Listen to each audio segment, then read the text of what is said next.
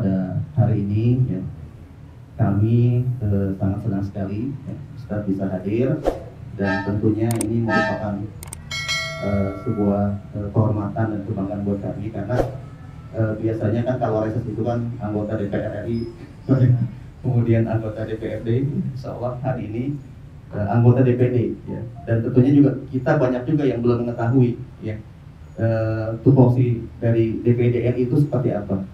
Nah, yang jelas ini hari ini kita ada proses komunikasi ya, dua arah feedback informasi ya dari kita selaku masyarakat, yang mungkin ada masukan-masukan ya dari masyarakat kepada Pak Ustadz Amang selaku senator ya dari Provinsi Jawa Barat, ataupun nanti juga ada komunikasi informasi dari Pak Ustadz Amang kepada kita ya terkait dengan kebijakan-kebijakan yang ada di pemerintahan. Nah, insya Allah pada hari ini ya kita akan dengarkan ya. Mudah-mudahan nanti ada yang bisa kita serap dan juga kita informasikan kembali ya kepada struktur kita yang ada di bawah. Dan beliau sendiri adalah dari salah satu dari 4 anggota DPD ya Pak Agus ya, anggota DPD yang ada di Jawa Barat. Dan Pak Kiai ini adalah dulu juga 2009 ya, 2014 juga merupakan senator kita, kemudian 2019, 2024 insya Allah. Mungkin itu saja sambutan dari Ana, dan saya selaku Ketua DPC mohon maaf Ustadz apabila dalam penyambutan ya ada kekurangan, mudah-mudahan bisa dimaklumi oleh Ustadz dan tim. Demikian dari Ana. Assalamualaikum warahmatullahi wabarakatuh. Ya. Bapak Mas Fridin ini lahir di Sukabumi 4 Juni 1964. Beliau adalah alumni Fakultas Syariah Libya, Lembaga Ilmu Pengetahuan Islam dan Arab. Yang terus beliau ya Fakultas Agama Islam STAI At-Taqwa Bekasi 1999. Dan beliau juga pernah mengenyam pendidikan di program pasca sarjana Psikologi Pendidikan Universitas Indonesia tahun 2000, dan beliau menikah dengan istri yang dicintainya bernama Suryanti. Beliau terpilih sebagai anggota DPR RI periode 2019-2024 dengan perolehan suara sebanyak 1.410.880 suara, Allah ya. Nah, untuk penyampaian reses hari ini, insya Allah kita ada 1 jam ke depan. Kita memanfaatkan waktu untuk pertanyaan nantinya ke depannya setelah mendengarkan apa yang disampaikan. Boleh dibilang hari inilah sangat istimewa, yang kita, betul kata Pak Ketua DPC, kita sering dijauhi DPRD, DPRI ataupun DPRD provinsi, semua materi sama. Mudah-mudahan dengan DPD ini kita tuh seperti apa tugas dan fungsi ataupun wewenang seperti apa, kita akan mendengarkan dari beliau. Mungkin langsung aja kepada Ustadz Amang untuk menyampaikan materinya. Assalamualaikum warahmatullahi wabarakatuh. Waalaikumsalam warahmatullahi wabarakatuh. Alhamdulillah wahdah, sadaqa wa'dah, wa nasara 'abdah, wa azza jildah, wa ansabal ahzab wahdah.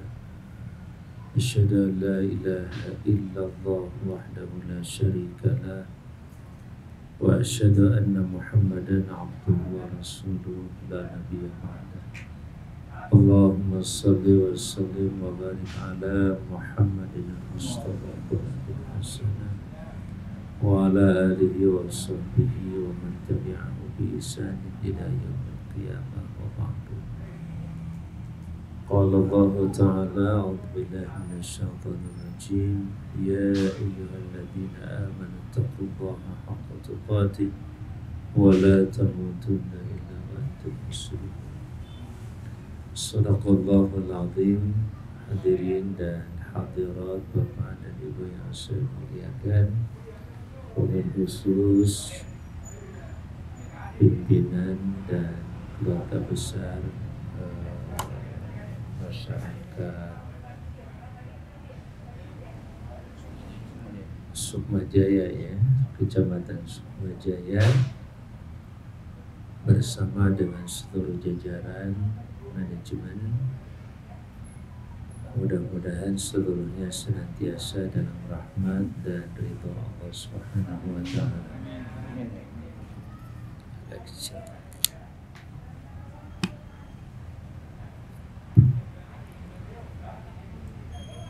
Alhamdulillah wa syukurillah, puji syukur kita panjatkan kehadirat Allah Azza wa Jalla, zat yang senantiasa menyempurnakan kenikmatan demi kenikmatan kepada kita semuanya, kenikmatan yang demikian komprehensif lengkap ya, mulai dari yang bersifat fisik sampai kepada yang bersifat metafisik atau di luar fisik kita ya, yang tidak terjangkau oleh bagian fisik kita, terutama kenikmatan yang sangat mendasar yang menjadi sumber dari seluruh kebaikan. Kalau bicara berkah itu, para ulama mengartikan berkah itu dengan ziyadatul khair atau isdiadul khair, semakin banyak kebaikan. Semakin bertambah kebaikan itu artinya semakin berkah, dan kita bisa membuktikan kebaikan itu ada di bulan Ramadan ya, dari mulai bangun tidur sampai mau tidur lagi, boleh dibilang seluruh detik-detik di bulan Ramadan itu kebaikan, terutama pada saat kita sedang berpuasa sepanjang atau selama 13 jam. Kalau di sebagian negara seperti di belahan beberapa negara Rusia itu bisa 20 jam dalam satu hari.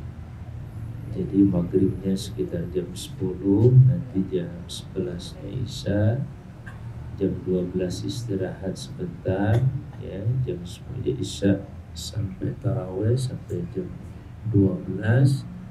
Jam 12 nunggu sebentar, setengah 1, itu jam 12 barangkali sudah mulai sahur ya, mulai sahur, nanti kemudian jam 1 itu sudah subuh ya, sehingga mereka sudah harus menunaikan ibadah yang berikutnya.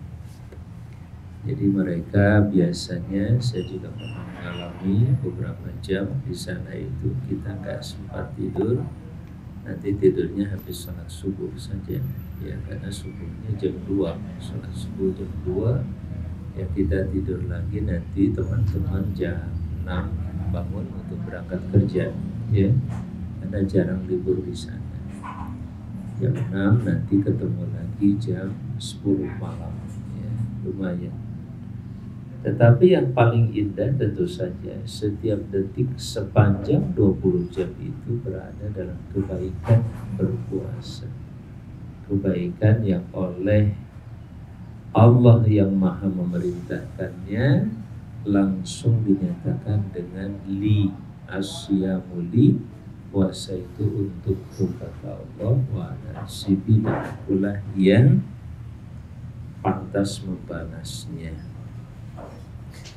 Mudah-mudahan kita juga menjadikan forum ini atau majelis silaturahim ini, sekalipun judulnya reses, walaupun sebenarnya sudah habis, jatah resesnya sudah selesai, tapi insya Allah silaturahim kita lanjutkan ya. Kita bersyukur kepada Allah untuk menjadikan majelis silaturahim ini juga sebagai majelis syukur kita kepada Allah Azza wa Jalla.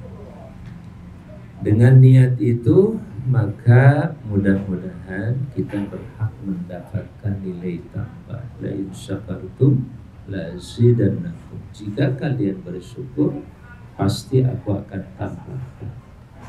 Bismillah, saudara-saudaraku sekalian, betapa pentingnya niat. Rasulullah SAW ya menegaskan bahwa innamal a'malu binniyat. Duduk seperti ini merupakan aktivitas kegiatan, ngobrol ngapain aja tergantung niat kita. Ya, faman kanat hijratuhu ila Allahi wa rasulihi fa hijratuhu ila Allahi wa rasulihi.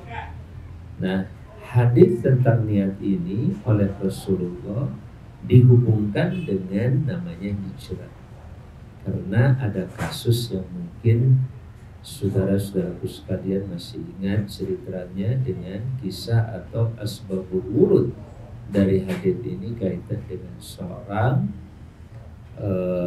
seorang pemuda atau seorang pria yang berhijrah dengan niat menikahi seorang perempuan namanya Ummu Qais. Ummu Qais sudah lebih dulu hijrah ke Madinah, ya, dan entah suaminya ataukah sebelum menikah, tapi kalau lihat hadisnya sih sebelum menikah dia sangat ingin menikahi Ummu Qais.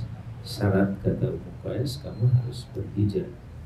Akhirnya dia hijrah dan menjadi muslim juga, alhamdulillah, walaupun niat awalnya mau menikahi Ummu Qais. Jadi sah-sah saja ya, kira-kira begitu. Nah, oleh Rasulullah digarisbawahi, siapa yang hijrahnya kaitan dengan kasus tadi ilallahi wa rasulihi, kepada Allah dan Rasulnya, fa hijratuhu ilallahi wa rasulihi, ya, maka hijrahnya dia kepada Allah dan Rasulnya. Tidak dijabarkan apa saja poin-poin penting dari hijrahnya itu.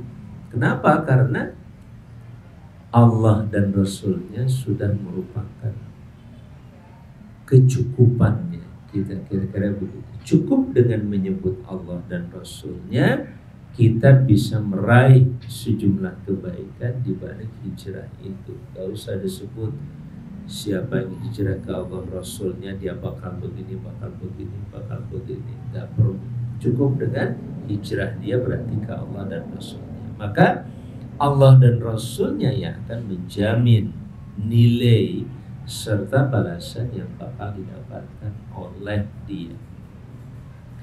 Sebaliknya, atau jika dia berhijrah ya lidunya yusibuha awimra'atin yang kibuha, dia berpindah atau hijrahnya dari Makkah ke Madinah saat itu. Kalau kita sekarang dari rumah ke majelis ini kira-kira, karena ada ayat 100 surah An-Nisa menyatakan wa may yakhruj min baitihi, kan begitu.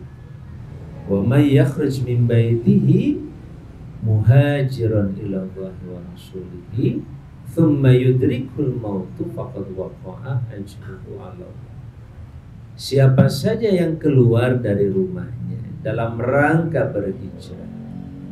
Hijrah di sini nanti dijelaskan oleh hadis lain pengertian yang sangat-sangat mendasar, simpel, yaitu jihadun waniyah. Setiap gerakan kita dalam rangka memperjuangkan kebaikan dan kebenaran dengan cara mengerahkan seluruh kemampuan kita, itu pengertian al-jihad. Al-jihad artinya badlul juhdi, mengerahkan seluruh kemampuan kita. Tidak ada yang tersisa, tidak ada yang dikecualikan. Seluruhnya dikerahkan, pikiran kita, jiwa kita, hati kita, diri kita, tubuh ini, nyawa ini, sampai kepada keluarga dan semua yang melekat pada diri kita. Itulah gambaran jihad. Waniyatun dan niyah tadi. Jadi hijrah itu dibingkai atau didasarkan kepada dua variabel utama yang paling menentukan. Yang pertama jihad dan yang kedua niyah. Nah, saudara-saudara sekalian, ketika seseorang berjihad sampai keluar dari rumahnya untuk pergi, misalkan, apalagi sampai kepada tingkat migrasi, ya, bermigrasi dari satu kota ke kota lain, dari satu negeri ke negeri yang lain, itu pengertian yang selanjutnya, tapi hanya untuk dunia. Yusibuha, yang dia ingin dapatkan, awimuratin yang kibuha, atau karena seorang perempuan yang dia akan nikahi, maka oleh Rasulullah dinyatakan fal hijratuhu ila ma hajara ilaihi, maka hijrahnya juga kepada sesuatu yang dia hijrahi.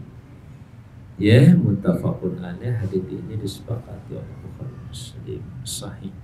Saudara-saudaraku sekalian yang saya muliakan, begitu halnya dengan kita.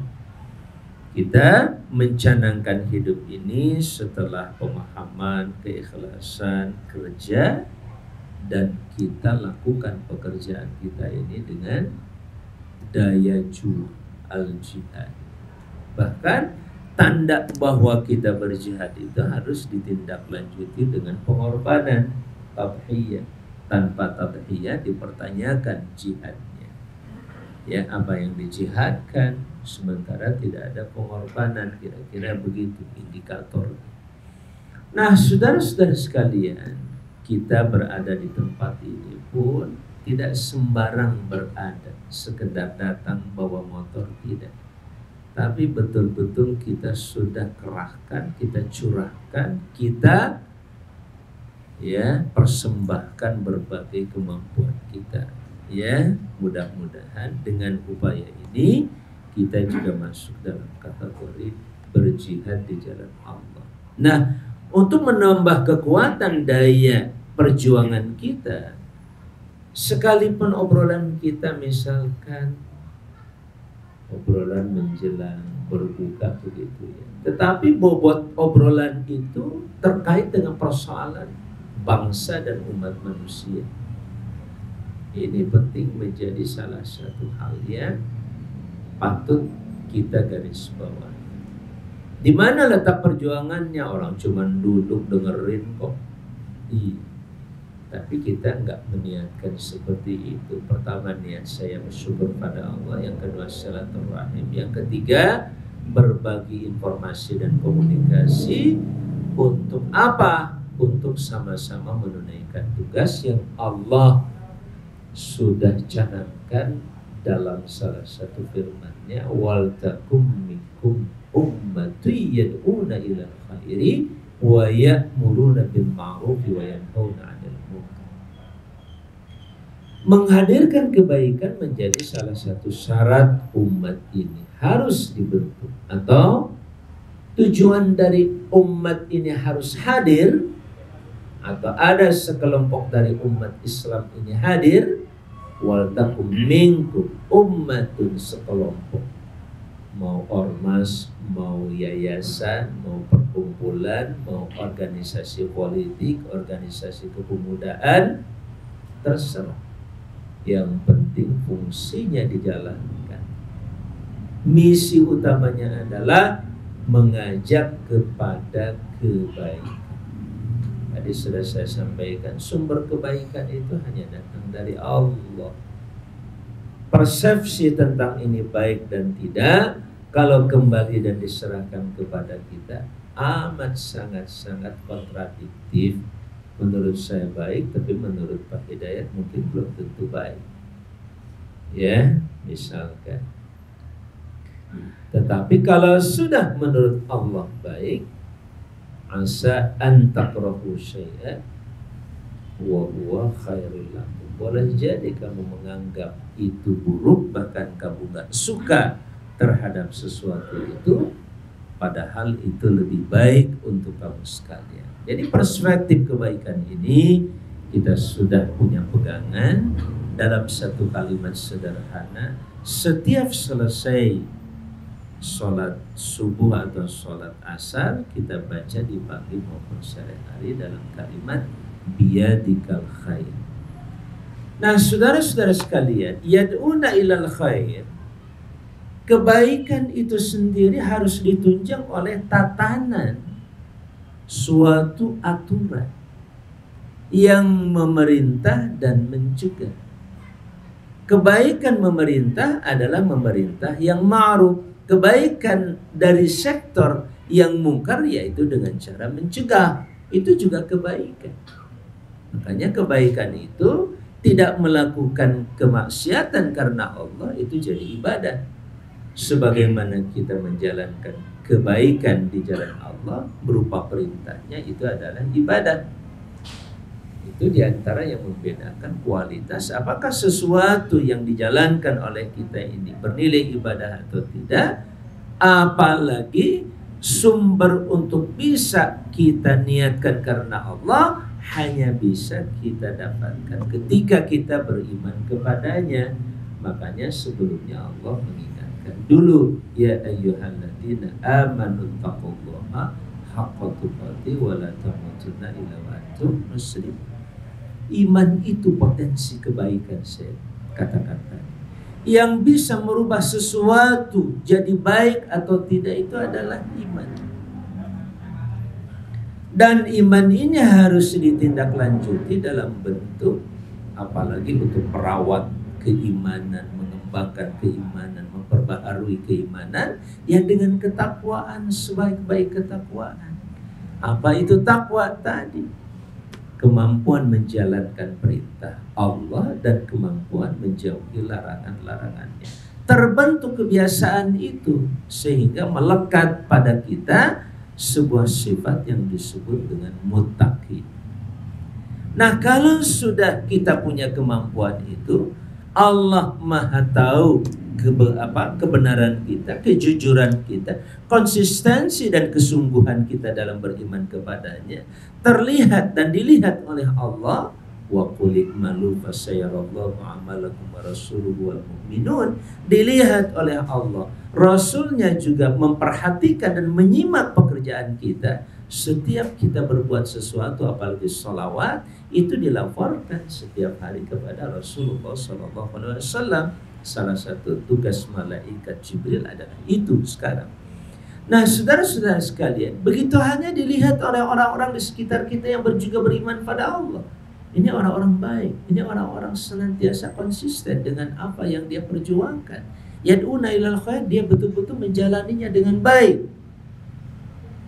Kebiasaan itulah yang kemudian Allah memerintahkan agar ada di antara kita yang tampil sebagai umara, orang-orang yang memerintah kepada kebaikan dan mencegah dari segala bentuk kemungkaran.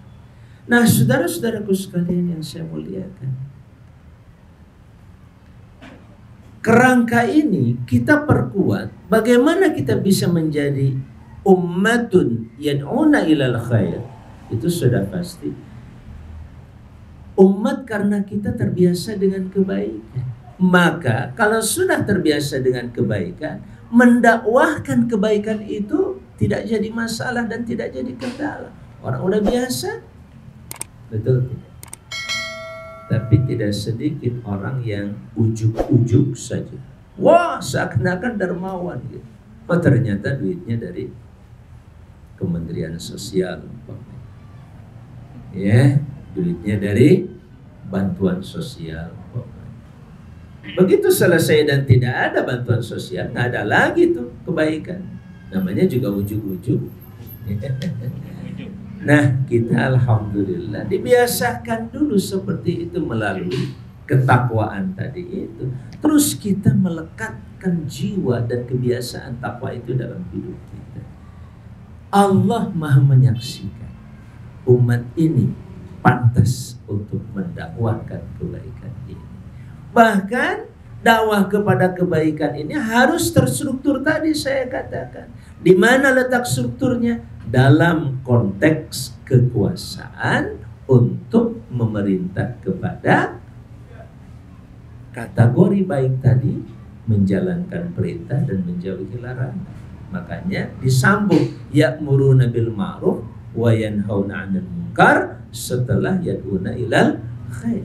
Dan berdakwah kepada kebaikan melalui kekuasaan memerintah ini. Kekuasaan memerintah itu kan bahasa lainnya adalah eksekutif. Melalui lembaga eksekutif itu kebaikan yang jauh bisa dan lebih komprehensif. Itulah kenapa misalkan Khulafaur Rasyidun terdahulu tampil, bahkan di antara mereka ada yang mengatakan ada banyak hal yang bisa direalisasikan dengan sultan alias pemerintahan, hal-hal yang tidak bisa dijalankan dan direalisasikan secara otomatis oleh Al-Quran. Itulah indahnya sultan. Maka dari itu saudara-saudara sekalian, kebaikan yang didukung oleh kekuasaan itu adalah kebaikan yang jauh lebih kuat, lebih komprehensif, dan bisa dipaksakan terhadap mereka yang tidak suka dengan kebaikan itu. Halo? Itulah kenapa kita sebagai bangsa dan umat Islam itu harus berpolitik. Ilmu politik kita bukan hanya sebagai sekedar pengetahuan, tapi itu masuk dalam keyakinan kita, keyakinan yang kemudian kita baca dalam setiap pagi maupun sore dengan ayat Qulillahumma malikal mulki tu'til mulka man tasha wa tanzi'ul mulka mimman tasha wa tu'izzu man tasha wa tudhillu man tasha biyadikal khair. Jadi kebaikan dan kekuasaan itu menjadi satu hal yang jangan dipisahkan. Kalau dipisahkan nanti repot. Kekuasaan tanpa kebaikan jadi kejahatan. Kebaikan tanpa kekuasaan jadi pincang, gak bisa menyeluruh. Ya, kalau kita merintis misalkan ibu-ibu, saya suka jalan nih sepanjang keliling itu menyampaikan salah satu ya semacam gagasan, usulan, inisiatif. Kalau kita menghimpun dana dari masyarakat, jumlah Sukma Jaya itu terbesar ya penduduknya di Depok ini, kecamatan terbesar. Berapa kira-kira? Ya, sampai ya 300 ribuan sampai. Karena yang lain-lain pun sudah 290-an. Harus paham program apa saja yang sekarang disiapkan oleh pemerintah untuk kelurahan dan desa, bahkan untuk target yang harus dicapai oleh program pembangunan nasional. Nah, itu harus kita paham. Di antara yang sudah mengkristal dan menjadi tuntutan secara internasional, setiap negara itu harus mencapai yang namanya SDGs. Ya, SDGs artinya apa? SDGs itu? Ya, Sustainable Development Goals. Yang tadinya MDGs karena dibatasi waktu tidak tercapai, maka dilanjutkan supaya sustainable. Nah, saudara-saudara sekalian yang saya muliakan, kalau saja nggak usah 300 ribu ya kan, 100 ribu aja yang mau infak, 2 ribuan kira-kira. 2.000 jangan per minggu, per hari. Kalau per minggu mah gaji. Ya, harus per hari 2.000 kali 100.000 berapa? Cepat kalau ngitung duit. Yang bendahara mana Pak? Ada? Belum hadir. Yang biasa ngitung duit. Kalau ngitung duit ya, belum making money, belum bikin duit. Nah, kalau 2.000 kali 100 ribuan berhasil kita konsolidasikan masyarakat di sini, itu tidak kurang dari 200 juta per hari. Maka dalam 1 bulan berapa? Cepat ngitung. 6 miliar per bulan. Cukup tuh buat kegiatan-kegiatan yayasan. 6 miliar. Jadi kalau sekarang kita bicara, wah kita kekurangan dana, masalahnya potensi yang ada pernah digali. Caranya gimana? Itu yang harus coba ditekuk. Ya, coba kita rinci sedikit. Kelurahannya ada berapa? 6. Masih lulus. Ya, jumlah RW dari seluruh kelurahan berapa? Mulai mentok. Ya, setiap RW di kelurahan itu rata-rata berapa? Tadi 6 kan ya? 6 atau 7 kelurahan? 6. Kalau rata-rata misalkan 20 saja RW, berarti ada 120 RW. Kalau setiap RT rata-rata 5, setiap RW rata-rata 5, berapa? Halo? Berapa? 5 kali 12. Apa benar tadi? 120. Ya. Jadi sekitar 600 RT. 600 RT kalau rata-rata satu RT 10 orang saja yang bisa kita kondisikan, kita silaturahimi, kita bentuk. Ada orang mengatakan think globally, act locally. Think globally sudah kita punya landasannya sampai bagaimana kita menjadi guru dunia. Tapi act locally, dan act locally itu jangan dikira tidak ada hubungan langsung dengan pahala think globally. Ada. Kontribusikan yang kita bisa kontribusikan walaupun hanya di tingkat rumah, lingkungan keluarga atau RT kita, tapi sumbangan saya untuk bangsa dan negeri yang kita cinta.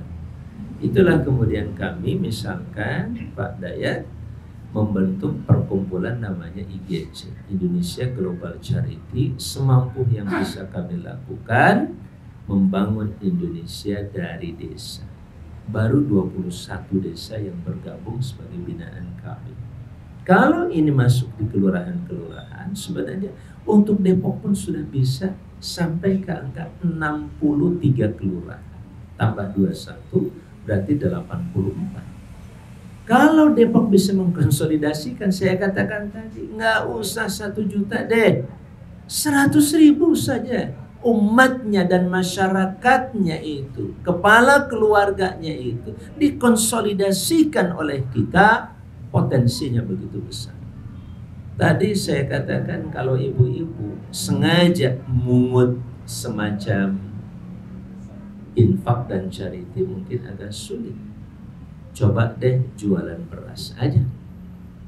Kira-kira setiap kepala keluarga butuh beras nggak, Bu? Insya Allah minimal 1 kilogram. Kalau 1 kilogram itu kita bisa sediakan untuk 1 kepala keluarga, dan ada 100.000 yang menjadi pelanggan kita melalui ibu-ibu yang setiap hari silaturahim. Bu, ambil beras hari ini? Ya 1 kilo aja. Oke, berarti kita harus menyediakan tidak kurang dari 100 ton per hari. 100 ton per hari itu dibagilah katakanlah 5 ton per hektarnya. Berarti kita butuh 20 hektar per hari. Kalikan 100 hari, maka kita butuh 2.000 hektar untuk 1 siklus panen. 2.000 hektar. Berarti kita bisa berkomunikasi nantinya menyelamatkan harga gabah yang sering kali anjlok dan turun. Kita bisa hadir. Depok menyelamatkan katakanlah 2.000 hektar. Mudah-mudahan inilah dakwah yang relatif lebih konkret, real, nyata, dan langsung hadir bersama dengan mereka. Punten anu kasuhun, kita tidak kejebak oleh program-program mereka dan tuntutan pragmatisme mereka.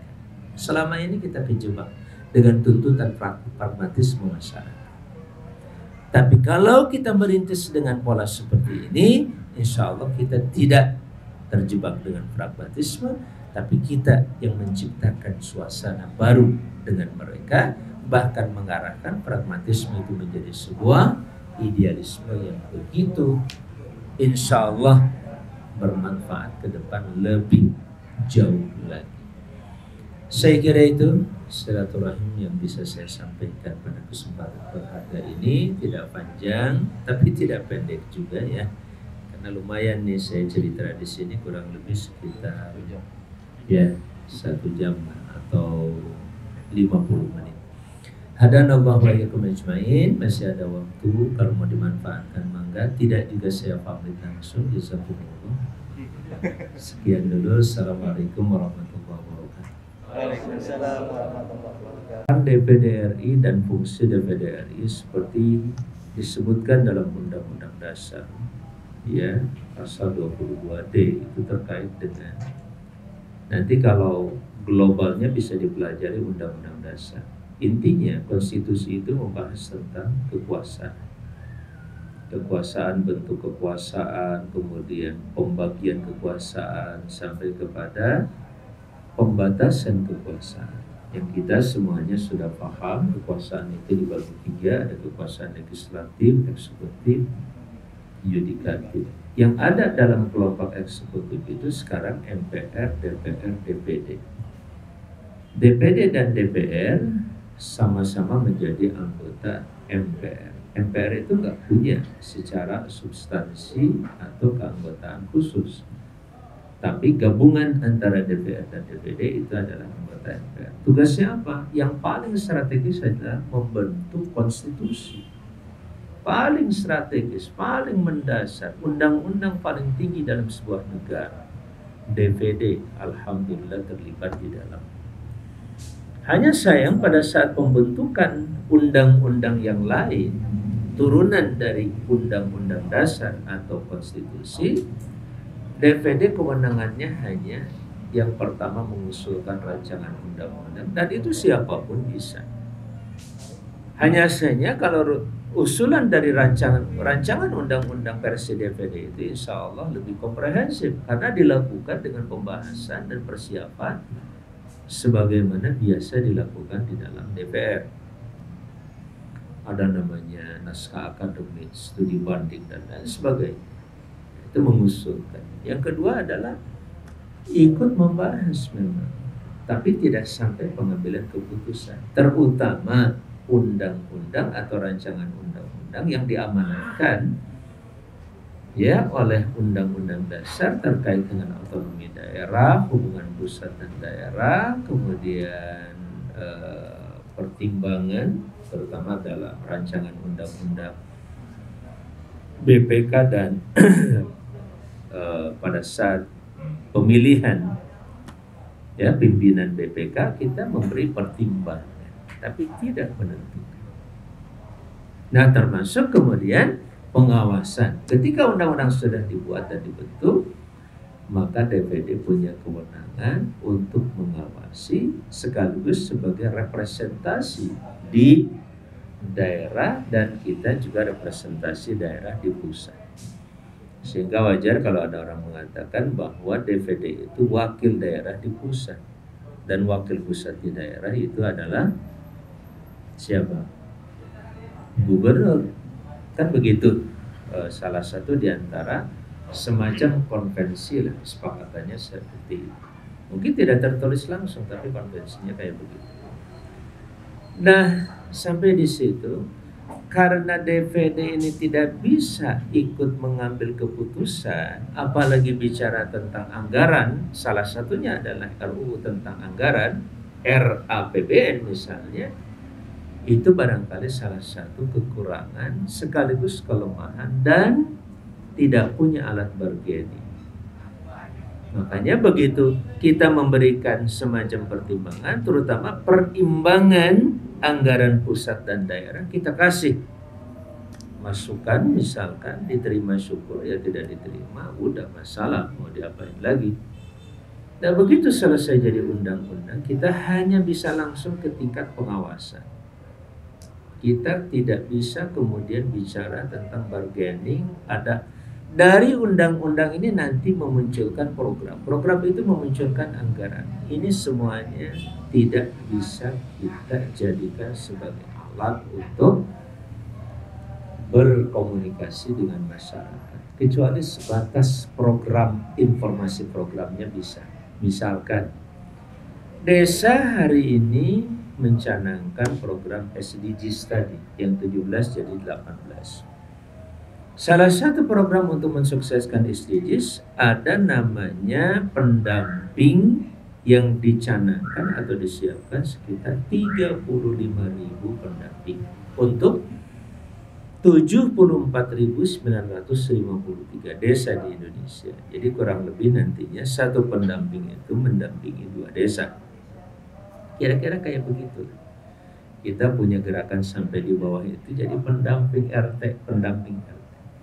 Dan secara nasional itu strategis. Pertanyaannya adalah pendamping itu siapa? Kalau pertanyaan politisnya dari partai mana dia? Ya tergantung menterinya. Kalau menterinya dari A, ya dia ikutkan K. Maka pendamping itu akan sangat strategis. Satu lagi program reforma agraria di bawah Kementerian Agraria dan Tata Ruang dan juga bersama dengan Kementerian Kehutanan dan Lingkungan Hidup. 2 kementerian. Dahsyat itu. Saya tidak sampaikan ini karena memang nggak terkait dengan kelurahan, jadi sementara nggak perlu ya. Nah, tapi sebagai pengetahuan wajib. Sekaligus mengingatkan teman di daerah. Kalau saya ke desa-desa, saya ngomong. Reforma agraria itu, yang di bawah Kementerian Agraria itu mencapai 9 juta hektar. Saya langsung saja. Kalau 9 juta hektar itu dibagi, reforma agraria bentuknya adalah relokasi, redistribusi. 9 juta dibagi 1000 meter, 1000 meter, jadi 10 per hektar. Kalau ternyata dikalikan 9 juta, jadi berapa? 9 juta kali 10 berapa? Cepet dong kalau ngaliin. 90 juta itu bisa pribadi, bisa kepala keluarga. Baik, itu sekedar ya, saya sekedar mengingatkan. Begitu Kang ya. Halo. Nah, DPD nggak punya alat bargaining seperti itu. Kalaupun ada aspirasi dari bawah, nanti sifatnya aspirasi itu kalau ujungnya regulasi, apakah perlu revisi atau perlu perbaikan-perbaikan di tingkat kementerian. Kalau di tingkat undang-undang maka revisinya harus dalam bentuk RUU. Kalau di tingkat menteri ya revisi biasalah di tingkat kementerian. Kecuali kita punya persahabatan. Misalkan saya dari NU dekat dengan Pak Abdul Halim, insya Allah dapat bagian. Kang atau Kang Mas bagilah ya 100 tadi ya 100 pendamping membuat Jawa Barat gitu. Tapi lewat saya, mau nggak apa bisa, monggo apa bisa. Nah seperti dulu kita bermitra dengan gubernur, kita bisa bermitra dengan menteri, tapi di situ pendekatannya lobby politik. Tidak bisa formal ke lembaga. Kenapa? Karena kalau kelembagaan tidak individu lihatnya. Lembaganya tidak berfungsi, tidak punya kekuatan, ya buat apa saya berganding dengan dia? Sadar tidak sadar. Tapi fungsi DVD sangat strategis, itu tidak bisa dipungkiri. Maka dari itu penguatan dan terus penguatan. Jangan lihat saya hari ini. Kebutuhan bangsa terhadap lembaga negara setingkat legislatif seperti DPD adalah kebutuhan yang niscaya, terutama buat penyeimbang lembaga legislatif lainnya. Saya kira itu ya ibu-ibu. Mudah-mudahan nanti bisa kita rumuskan lebih jauh lagi. Jangan lupa like, share, subscribe channel inspirasi dari Kang Haji Amang Safruddin ya. Jangan lupa subscribe ini.